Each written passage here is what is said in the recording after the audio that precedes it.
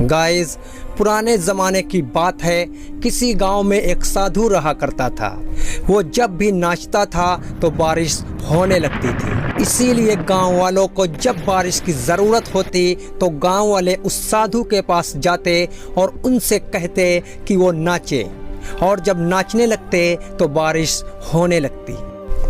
फिर एक दिन शहर से 4 पढ़े लिखे लड़के उस गांव में घूमने आए, और जब उस साधु की बातें सुनी कि वो जब भी नाचते हैं तो बारिश होने लगती है, तो वो यकीन ही नहीं कर रहे थे। और अपनी पढ़ाई लिखाई के घमंड में उन्होंने गांव वालों को चुनौती दे दी कि अगर हमारे नाचने से बारिश हुई तो साधु के नाचने पर भी बारिश ज़रूर होगी, और अगर हमारे नाचने से बारिश नहीं हुई तो साधु के नाचने से भी बारिश नहीं हो सकती। और फिर अगले दिन गांव वालों ने उन चारों लड़कों को साधु की कुटिया के पास लेकर गए और साधु को सारी बातें बताईं। और फिर उन लड़कों ने नाचना शुरू किया। पहले लड़के ने नाचना शुरू किया, आधा घंटा तक नाचा, लेकिन बारिश नहीं हुई।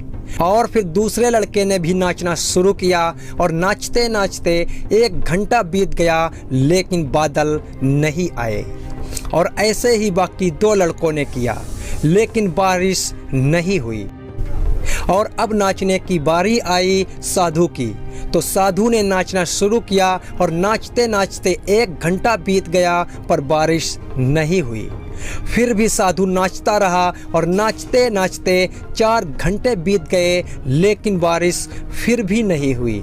लेकिन साधु रुकने का नाम ही नहीं ले रहा था, और नाचते नाचते धीरे धीरे शाम ढलने लगी, और तभी बादलों के गरजने की आवाज़ सुनाई दी, और थोड़ी ही देर में ज़ोरों से बारिश होने लगी।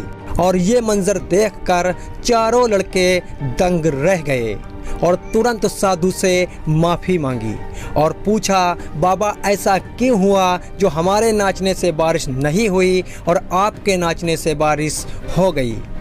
तो साधु ने उत्तर दिया और बताया कि जब मैं नाचता हूँ तो 2 बातों को सोचता हूँ।